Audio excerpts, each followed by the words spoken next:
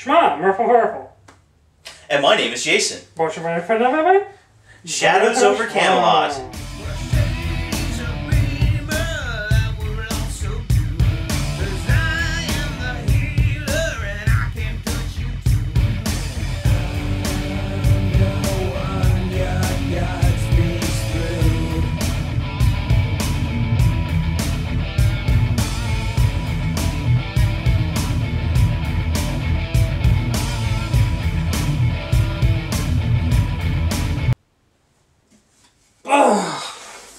Can't talk in these things. I know. So Shadows over Camelot was published in 2005 by Days of Wonder. In this game, players are actually taking the role of Knights of the Round Table, which is actually kind of a neat experience. Mm-hmm. They endeavor to defend Camelot while dealing with a number of other threats and quests as well. Indeed. However, one of the players actually may be taking the role of a traitor who actually seeks to betray the crown and bring down Camelot. So first of all, we're going to go over the components of Shadows over Camelot. This is the main board. These are the quest boards.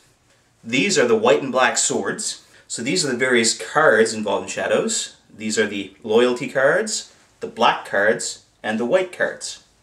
These are the coat of arms for the various knights, and each one comes with a color-coordinated die and miniature.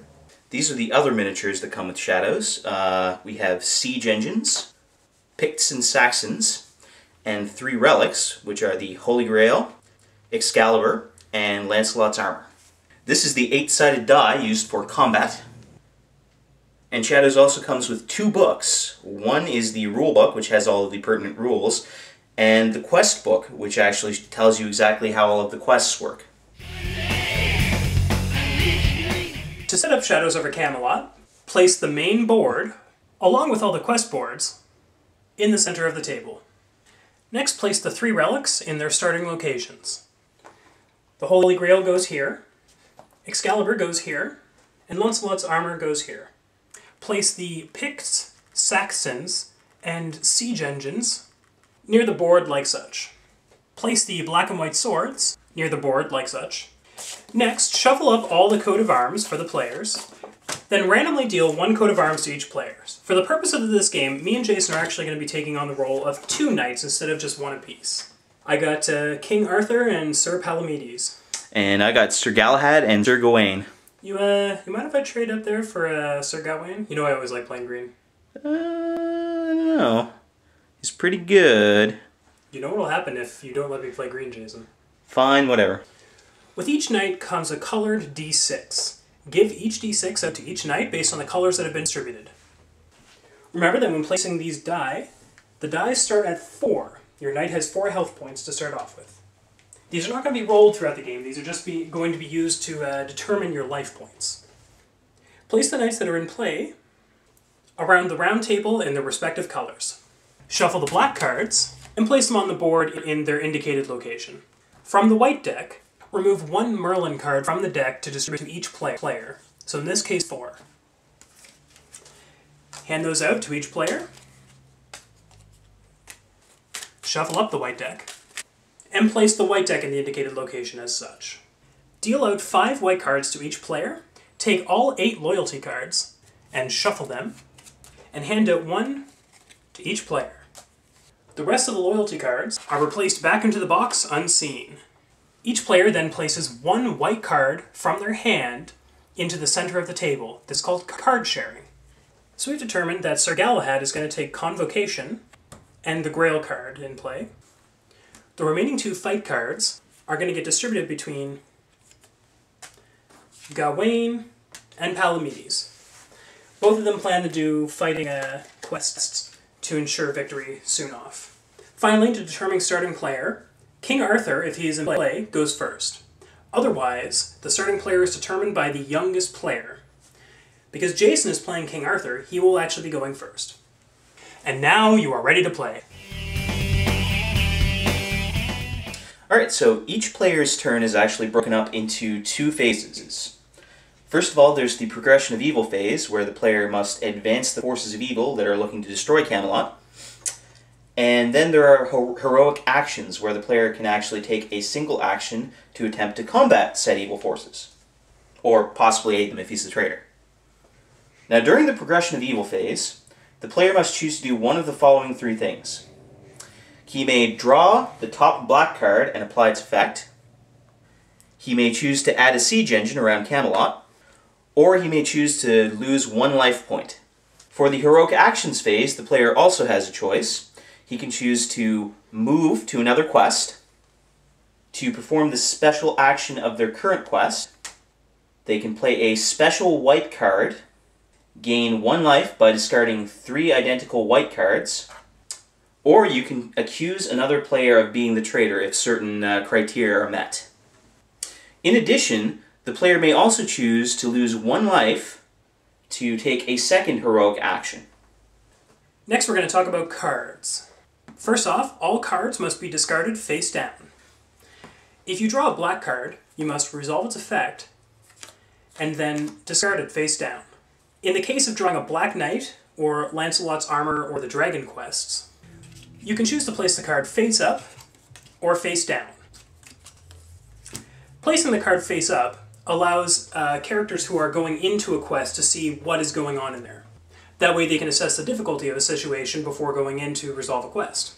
Placing the card face down means you are not allowed to tell them what is actually on the card, but you actually get to draw a white card for yourself. This is an excellent strategy as a traitor. However, as a good knight, this may not necessarily be good practice if the cards you're placing down are very strong. Your hand is also a secret to all other players. You are not allowed to tell another player what cards you have in your hand. You can make indications as to the benefit or the potential use of a card, but you cannot actually outright say, I have a 5, or I have a Grail card.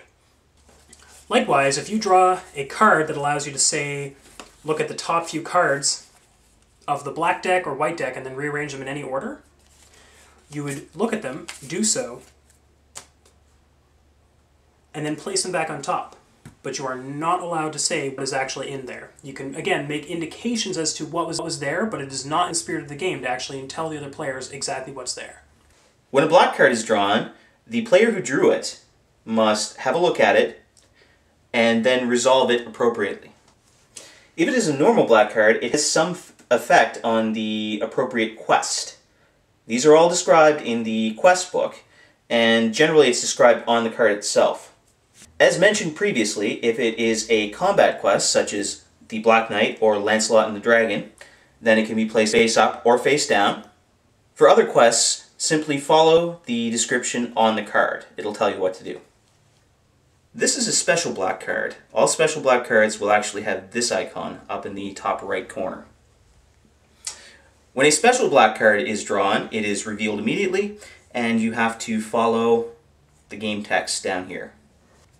So in this particular instance, it says immediately add 2 siege engines around Camelot. It should be noted that when a special black card is revealed, you can actually collectively, amongst all players, play 3 Merlin cards in order to cancel it. However, you can only cancel a special black card when it is first drawn. If it is something that stays in play, then you cannot later discard 3 Merlin cards to remove it from play. Once it's in play, it's in play. Each knight's coat of arms will actually give the entire sequence of play, so it'll give you quite a good reference sheet. It will also show what all of the relics do, give the knight's color, etc. Each knight also has a special power associated with them. Generally, these powers are used during the heroic actions phase, but if not, it'll tell you when it can actually be used.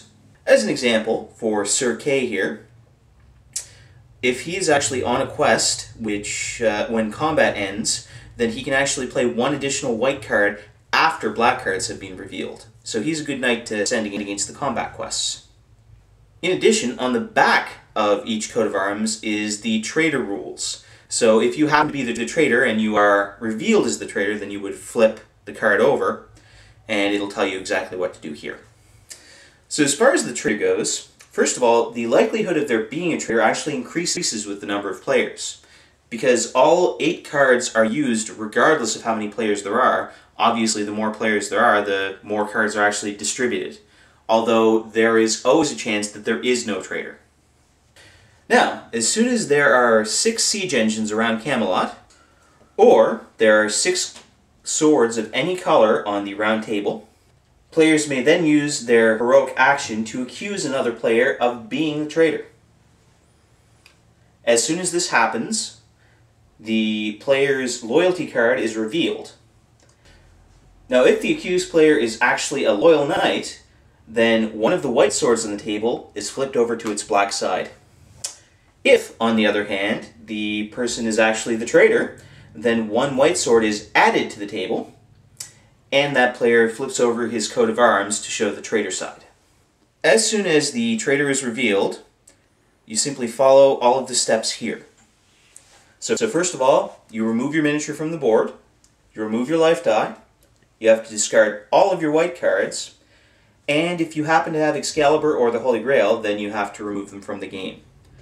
You can, however, keep Lancelot's armor if you have it, and in fact you can continue to use it.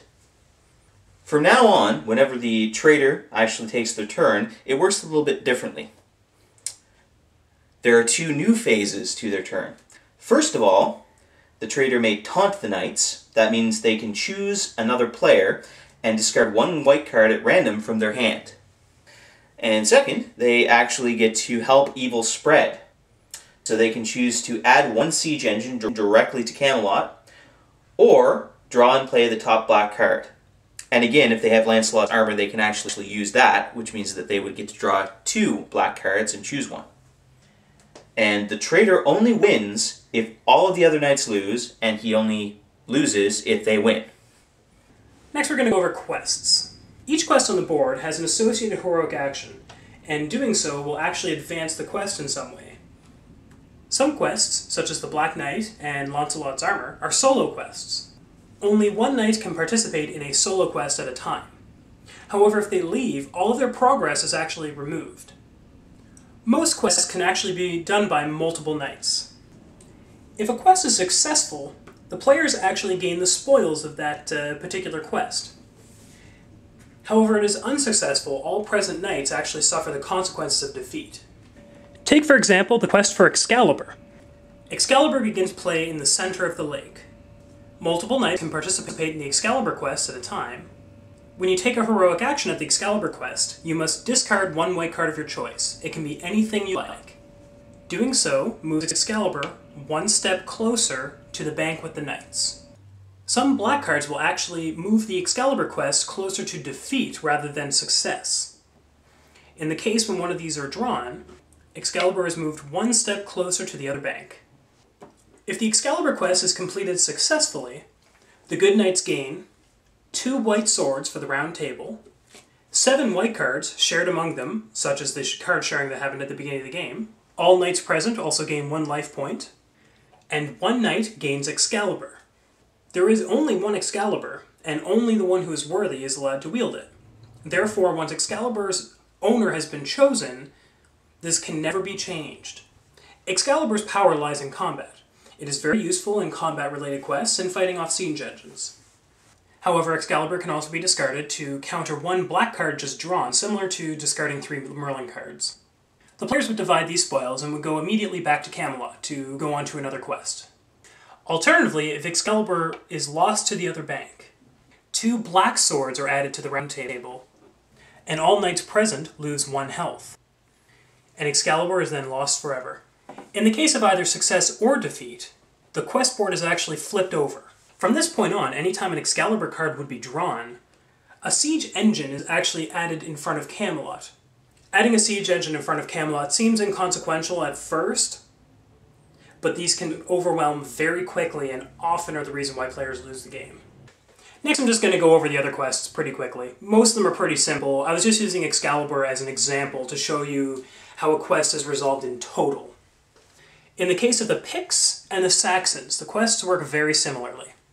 When resolving black cards, if Picts are drawn, then 1 Pict is added to the 1, 2, 3, 4 spots on the Pict side. If Saxons are drawn, a Saxon is instead added to the Saxon side in the, again, 1, 2, 3, 4 spots. There's also the Mercenaries card, which gives you your choice of Picts or Saxons. In either quest, the players lose if there are ever 4 Picts or 4 Saxons on either side. The consequences are then determined, which result in more catapults, and etc., etc. In order to win either quest, the conditions are identical. You must take a heroic action here and place the next fight card in the sequence. You must place them in order of 1, 2, 3, 4, 5. If you succeed in this quest, you gain the spoils, etc., etc. Multiple knights can participate in either of these quests, and if a knight were to return home before the completion, the progress of the white cards remains. Subsequently, the Black Knight and Lancelot's Armor are actually also very similar quests as well. When taking a heroic action at the Black Knight's quest, a white card may be placed face up. You have two separate piles here, and the objective here is to play 2 pairs. Once the final white card is placed here, you then compare the total to the result of the Black Knight. In this case, I have 12 to the Black Knight's 8, which means I win. The Black Knight is also completed if the Black Knight's cards are filled up, so if all 4 spaces are filled. The cards are then revealed and then compared to the result of any heroes that are currently here. If there are no knights present to take the Black Knight's challenge, the consequences of failure are taken, and then the Black Knight starts again. All the 3 of these quests are always in play. There is always the threat of the Picts and the Saxons, and the Black Knight will always be looking for a challenger. Lancelot's Armor is actually incredibly similar. You take a heroic action, and you place a card here. However, Lancelot's Armor requires you to have a pair and a 3 of a kind. Just like with the Black Knight, the results of the black cards are compared to the results of the white cards, and the largest total wins. It should be noted that for the sake of protecting the Traitor, before you resolve either the Black Knight or Lancelot's Armor's quests, all black cards on the current quest are taken up into hand, placed face down, and shuffled. This way, a Traitor who's been playing against that quest the whole time is actually protected so that other players don't necessarily know what they played, although in some cases it may be obvious still. Completing Lancelot's Armor successfully gains you the spoils, but you also gain Lancelot's Armor, which is very useful. However, if the quest is failed, Lancelot's Armor is lost. In either case, the quest is flipped. When the quest for Lancelot is flipped, you then are now against the dragon. You may have noticed that the black cards for Lancelot's Armor actually have an alternate side, which are the dragon. The dragon cards are much, much stronger, and this quest is very difficult to complete.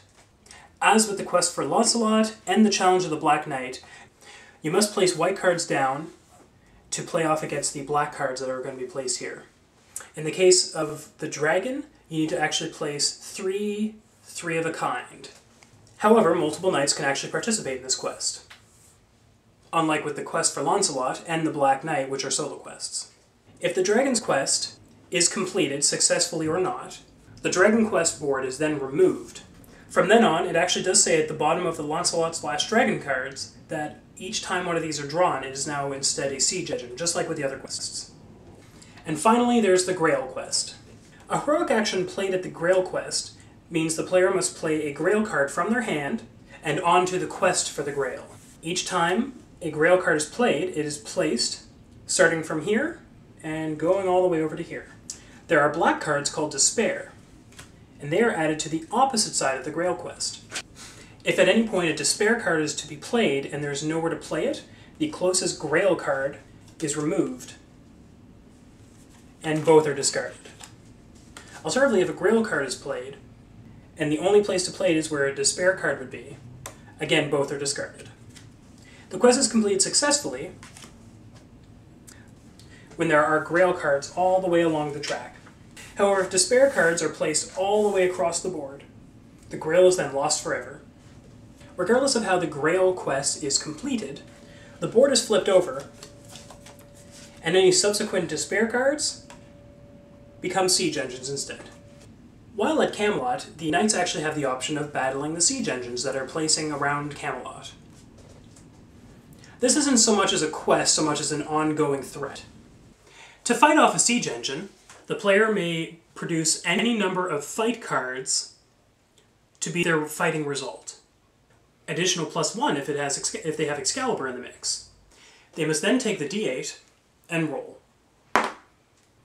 The result of your fight cards must be greater than the result of the die. So in this case, I have 6 to 8. That would be a failure. Even if I had played 8 against 8, my result still has to be higher than the die, so 8 would actually still be a failure. If I had Excalibur for this particular example, with my total of 8, with Excalibur's +1, giving me a grand total of 9, I would actually beat the roll, and I wouldn't actually even have to roll. If you can produce a fight result of 9, you don't actually have to roll. You just automatically defeat one siege engine. If you fail a fight check against a siege engine, you actually lose 1 life. Remember that while you're at Camelot, you can actually take your heroic action to draw 2 white cards from the deck. So the game continues until either a 12th sword is laid on the round table, or the game is lost. And the game can be lost in 3 ways. First of all, if a 12th siege engine is placed around Camelot, you lose. If there are ever 7 or more black swords on the round table, you lose. And finally, if all loyal knights are dead, then you lose. The knights, however, can only win when there are 12 swords on the table and the majority of them are white.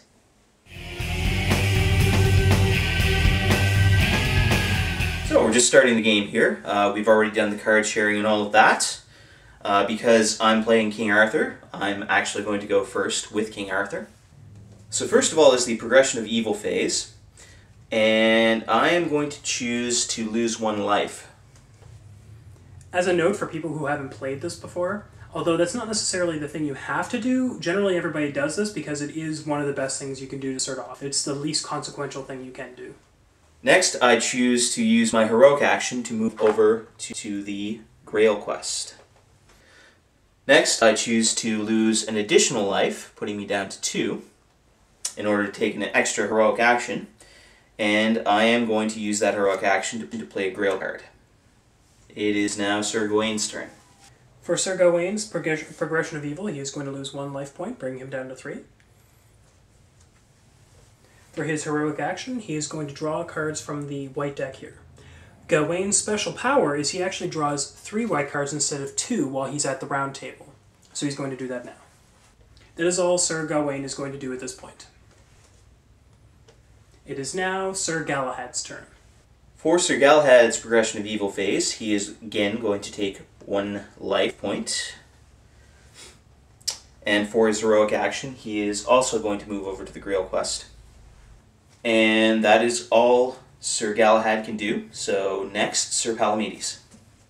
For Sir Palamedes' progression of evil, he is going to choose to lose a life point. For his heroic action, he is going to go to Lancelot's armor. He's going to choose to spend 1 additional life point to start the quest. It is now King Arthur's turn. Alright, we're a few more turns in. We've actually resolved the Lancelot's armor quest successfully.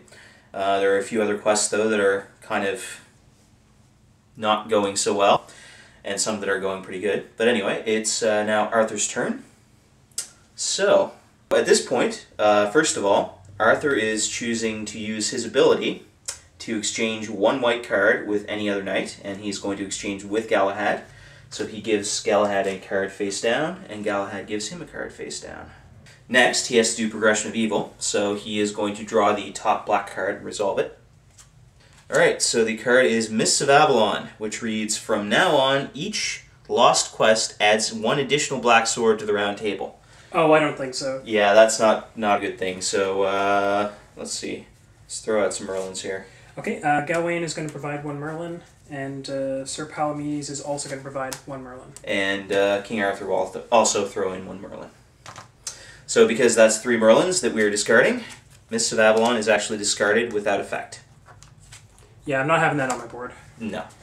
Next, King Arthur may choose to take a heroic action, and he is over fighting the Saxons. So he's going to take a heroic action and play the next card in the sequence, which is 3. And that is the end of his turn, so next up is Sir Gawain. To progress evil, Sir Gawain is going to draw a black card, unfortunately resulting in a despair. This actually replaces one of the Grail cards currently in play and discards them both. Gawain is going to use his heroic action to play a fight card and then end his turn.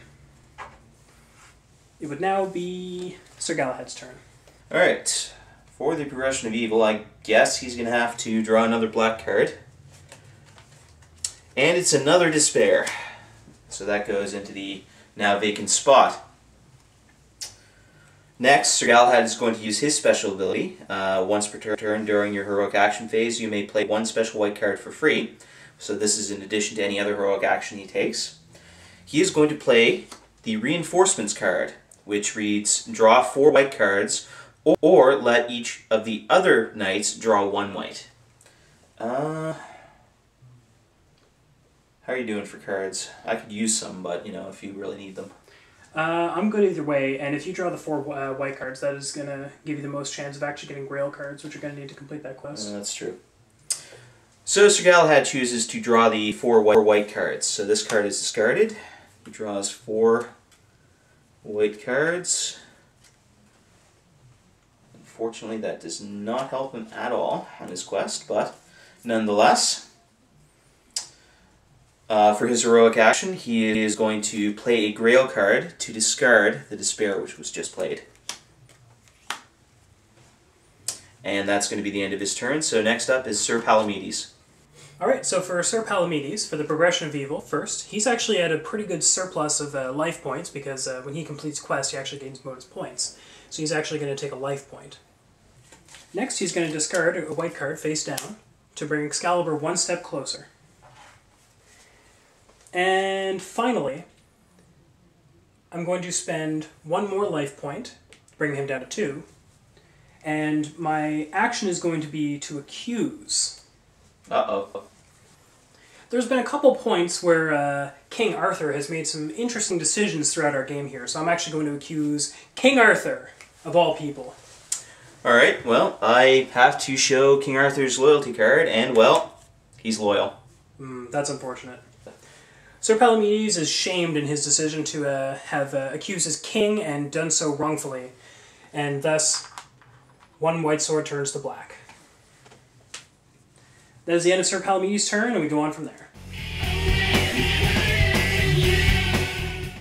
Okay, so I actually think Shadows over Camelot is a really great game. Yeah, that's good, yeah. And it was actually one of the first Secret Traitor games, which I really like. Absolutely, and kudos to them on that one for sure.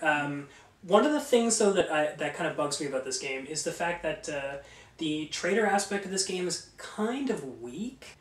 Like, if you become the traitor, like, you can't, like, they have some things in play to sort of hide what you're doing, but yeah, overall, you don't really have too much of a major impact without pretty much outright revealing yourself.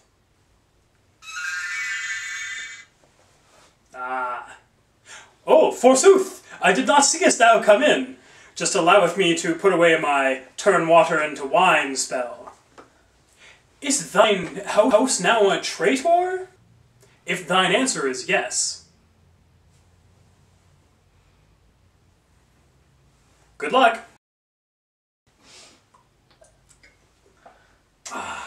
Yes, that is a fine vintage. I made it myself. So another thing I do have to mention about Shadows is just the people who produce it, Days of Wonder. I really love them because they actually emphasize quality of products over quantity. That's for sure. So rather than releasing 50 games in 1 year, they usually release about 1, but that game is usually amazing. Yeah, and Shadows over Camelot is no exception to that. This game is solid. It was put back out in 2005, and if you haven't tried it yet, you really should give it a shot.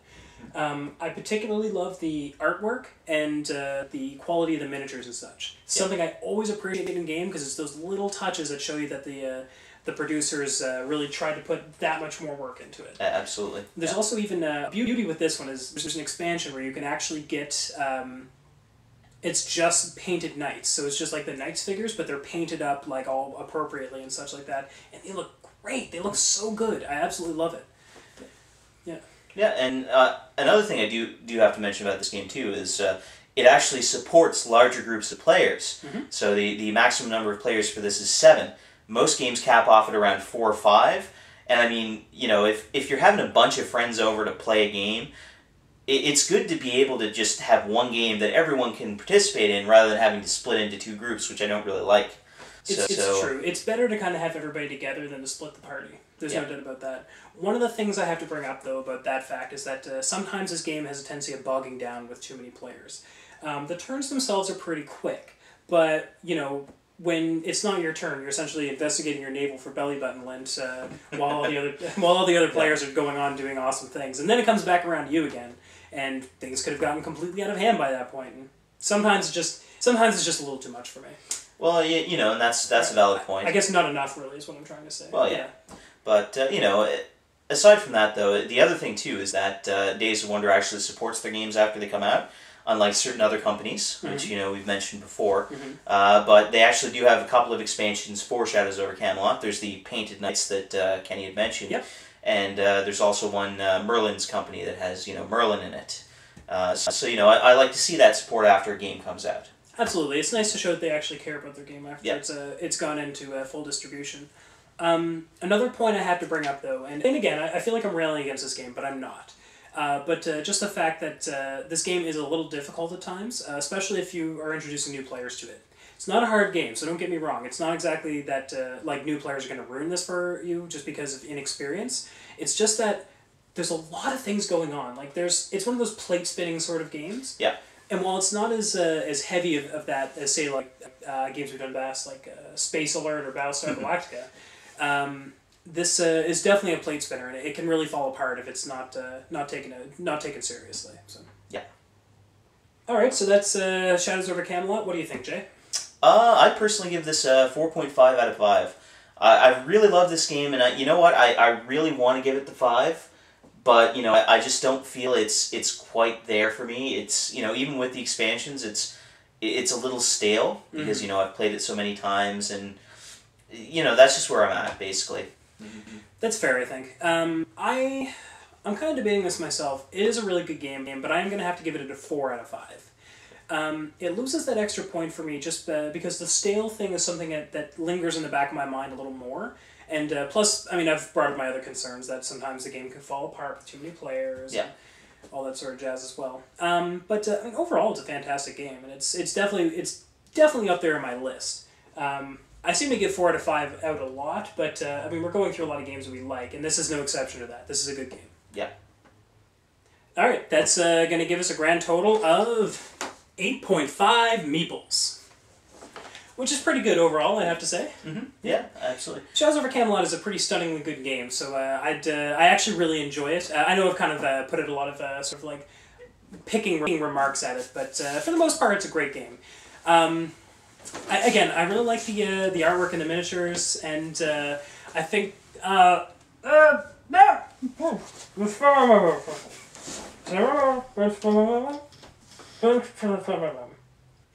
So that's it for Shadows over Camelot. Do you want to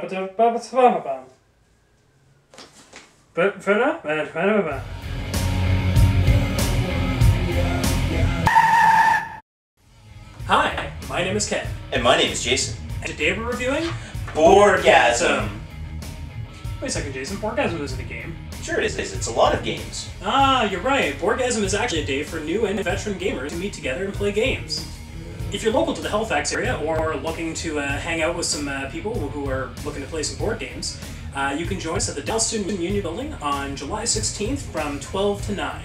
Registration at the door will be $10, and if you pre-register through our website, it is only $8. And if you're a member of the Nova Scotia Board Gaming Society, you get $1 off of the entry to all events, which includes this one.